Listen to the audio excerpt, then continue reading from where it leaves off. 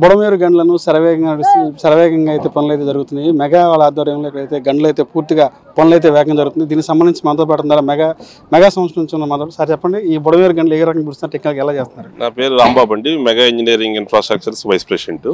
ఈ బుడమేరు వరద కాలువ పనులు రిస్టోరేషన్ వర్క్స్ శరవేగంగా జరుగుతున్నాయి. ఇందులో ఏం లేదు, బ్రీచ్ ఆల్రెడీ పూర్తి చేశారు గంటలు, ఆ ఇబ్బంది ఏం లేదు. జస్ట్ చిన్న లీకేజెస్ ఉన్నాయి, అది వాటర్ అవతలేపుకి వెళ్తుంది. ఆ లీకేజెస్ని అరెస్ట్ చేయడానికి ఇప్పుడు యుద్ధ ప్రాతిపదికన మేము పనులు సర్వేగంగా వార్ ఫుటింగ్ బేసిస్ మీద చేస్తున్నాం. ఇవి ఈవినింగ్ నాటికి ఒక కొలిక్కి వచ్చే అవకాశం ఉంది. దీనికి ఒక ప్రత్యేక మెటీరియల్ తీసుకొచ్చి జియో సింథటిక్ కాంబినేషన్లో ఒక మెటీరియల్ వాడుతూ దాన్ని షీట్ కవర్ చేసుకుంటూ అవతలైపు వాటర్ యువతలకు రాకుండా అరెస్ట్ చేస్తున్నాం. ప్యారలల్గా ఒక బండి కూడా ఫామ్ చేస్తున్నాం, చేస్తే అవతల లీకేజ్ యువతలకు రాదు. ఇవన్నీ కూడా అదుపులోకి వచ్చేస్తుంది. ఇక్కడ ఉన్న డిపార్ట్మెంట్, సివిల్ ఇరిగేషన్ డిపార్ట్మెంట్ వాళ్ళ సహకారంతో వాళ్ళ సూచనల మేరకు పనులన్నీ కూడా సర్వేగంగా జరుగుతుంది. వాతావరణం కూడా అనుకూలిస్తుంది.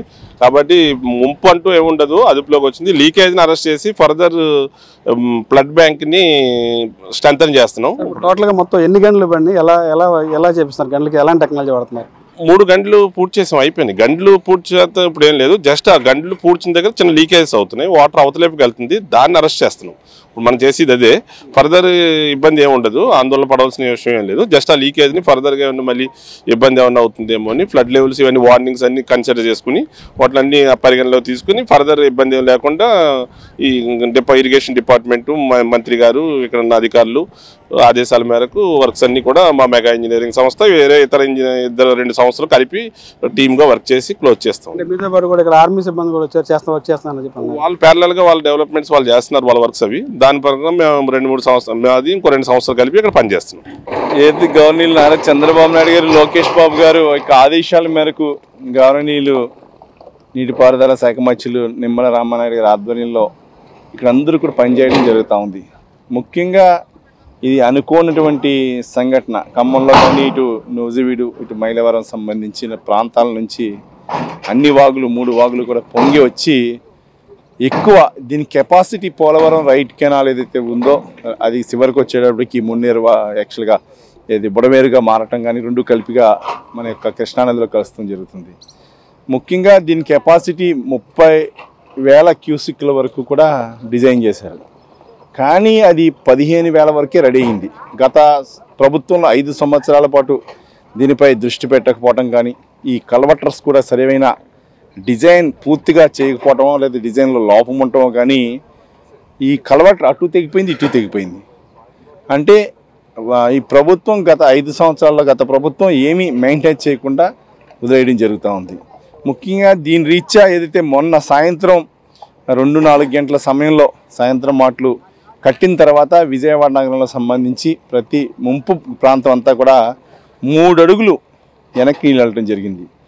ఇంకా 2 రోజుల పాటులో మొత్తం విజయవాడ నగరంలో మ్యాక్స్ అంతా కూడా వారికి అందరూ డ్రై అవుతుంది. ఒక పక్కన అక్కడ అన్నీ కూడా ఫైర్ ఇంజన్స్ పెట్టి రోడ్స్ క్లీన్ చేయడం, క్లినికల్గా సంబంధించి అన్నీ కూడా ఒక పక్కన మందులు వాళ్ళకి ఇక్కడ అంటురోగాలు రాకుండా అది కానీ బ్లీచింగ్ కానీ క్లోరినేషన్ కానీ చేసి అక్కడ విజయవాడ నగరంలో చేస్తూ ఉన్నారు. ప్రతి విషయాన్ని కూడా క్లోజ్గా మానిటరింగ్ చంద్రబాబు నాయుడు గారు కానీ లోకేష్ బాబు గారు చేయడం జరుగుతూ ఉంది.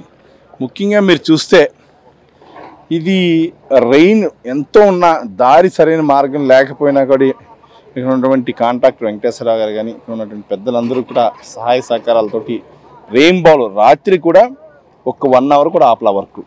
ఒక పక్క వర్షం కురుస్తూ ఉంది, ఒక పక్క గాలి వేస్తూ ఉంది, రోడ్డు ఎంత బాడి ఉన్నా కూడా వర్క్ ఎక్కడ ఆపలా. రాత్రి సమయంలో కూడా 10 నిమిషాలు కూడా ఆపలా. ఒక పక్కన ఎన్ని టీమ్స్ వచ్చి వర్క్ చేసినా కూడా ఇది ఎమర్జెన్సీ వర్క్గా చేయడం ద్వారా ఎక్కడైతే అడ్డుకట్ట గళ్ళు పడ్డాయో 3 పూర్తిగా క్లోజ్ చేయడం జరిగింది. సుమారుగా 15,000 క్యూసిక్స్ వచ్చినా కూడా ఈ బండ్స్ సేఫ్. దానికోసం 2వ బండ్ కూడా సేఫ్ బండ్ కోసం మళ్ళీ 2వ బండ్ రెండో లేయర్ కూడా 2వ బండ్ కూడా ఫామ్ చేయడం జరుగుతుంది. ఏదైతే పెద్ద గండి ఉందో ఆ ప్రాంతంలో 2వ బండ చేయడం జరుగుతూ ఉంది. కాబట్టి ఇప్పుడు ప్రభుత్వం ఒక పక్కన వారందరికీ ఎవరైతే ముంపుకు గురైన వారందరికీ కూడా ప్రభుత్వం అన్ని రకాలుగా కిన్లే వాటర్ బాటిల్స్ అవ్వచ్చు, లేకపోతే బిస్లరీ వాటర్ బాటిల్స్ అవ్వచ్చు, వాళ్ళకి ఏదైతే సరుకులు నిత్యావసర వస్తువులు కానీ బిస్కెట్లు కానీ పాలు కానీ బండ్లు కానీ భోజనాల సౌకర్యాలు అన్నీ ఏర్పాటు చేయడం జరుగుతూ ఉంది. పక్కా గౌరవనీయులు చంద్రబాబు నాయుడు గారు కలెక్టరేట్లో అక్కడే ఉంటూ లోకేష్ బాబు గారు కూడా లోకల్లో ఉంటూ ప్రతిదీ మానిటరింగ్ చేస్తూ ఉన్నారు. మరి అధిక వర్షాలు చెబుతున్నారు. 2 రోజుల్లో ఖమ్మంలో కూడా రాత్రి కానీ ఇవాళ కానీ రేపు కానీ అత్యధిక వర్షాలు కురుస్తున్నాయి అంటున్నారు. ఆ అత్యధిక వర్షాలు కురిసినప్పటికీ కూడా ఎక్కడైతే బండ్స్ ఫెయిల్యూర్ అయినాయో దాన్ని ఇంకా స్ట్రెంథెన్ చేయడానికి అందరూ రెయిన్బోలు ప్రయత్నం చేస్తున్నారు. ఆ ప్రయత్నం లోపం లేదు. ప్రకృతి ఎంత ఎదురు వచ్చినా కూడా ఆ ప్రయత్నానికి తగ్గట్టుగా ఇక్కడ అంతా కూడా పనిచేయడం జరుగుతూ ఉంది. అంతా కూడా పూర్తిగా చంద్రబాబు నాయుడు గారు, లోకేష్ బాబు గారు, నిమ్మల రామానాయుడు గారు కానీ, లోకల్ శాసనసభ్యులు కానీ, అదేవిధంగా అందరూ కూడా పెద్దలు ఉమా గారు కానీ, అందరూ కూడా కృష్ణప్రసాద్ గారు ఆయన కానీ అందరూ కూడా ఇక్కడ ఉన్నటువంటి పెద్దలందరూ కూడా డే అండ్ నైట్ మానిటరింగ్ చేయడం జరుగుతుంది. ముఖ్యంగా చంద్రబాబు నాయుడు గారు, అదేవిధంగా లోకేష్ గారు, అదేవిధంగా నిమ్మల రామానాయుడు గారు టేకప్ చేయడం జరిగింది. మేము కూడా దాంట్లో భాగస్వాములై మా తోడు కూడా అందరూ చేస్తూ ఉన్నాం.